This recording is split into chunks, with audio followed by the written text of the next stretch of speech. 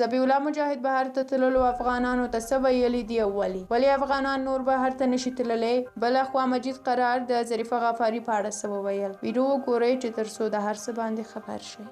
ذبیح الله مجاهد وایي بهر ته د افغانانو د تللو په تړاو زما د خبرو هدف دا و چې له اسنادو پرته غیر اصولي او په قاچاقي ډول خارج ته تګ چې هیوادوال له خطر سره مخ کوي منع دي. هغه هیوادوال چې قانوني اسناد یا بلنلیکونه ورسره وي له هیواده بهر سفر کولی شي او په اطمینان سره هیواد ته راتلی شي. بلخوا مجید قرار په خپله فیسبوک پاڼه باندې د ظریفه غفاري د راتګ په اړه لیکلي دي.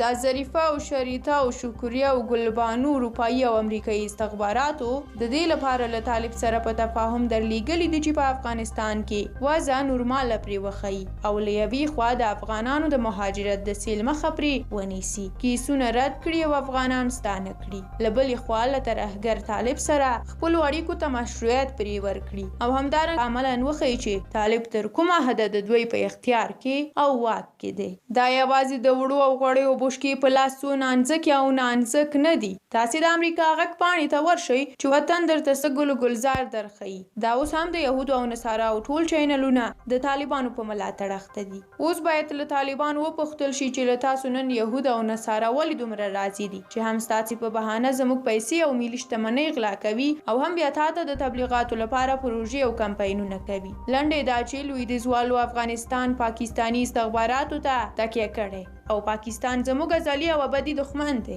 یاد دې وي چې د هماغه ظریفه غفاري ده چې عظیمي له دې سره د ارتباط په تور ورکه اولاد رکه دی او ظریفه نن په وردګو په چک او جلګه کې ګرځي. طالب یو څو بدنام زمانه ته همدې لپاره مخه ورکوي چې باشعوره وطن پال او خپلواکي خوښي افغانان په آرام خاطر ووژلی شي. درنو لیدونکو ستاسو له ملتیا هم ډېره زیاته مننه. دا د مجید قرار لیکنه وه چې د ظریفې غفاري د راتګ په اړه یې کړې وه. تاسو یې دا لیکنه څنګه ارزوئ؟ خپل نظریات د سوله افغان یوټیوب چینل د دغه ویډیو په کومنټ کې ولیکئ. تر بیا یو بلې ویډیو مو الله مل شه.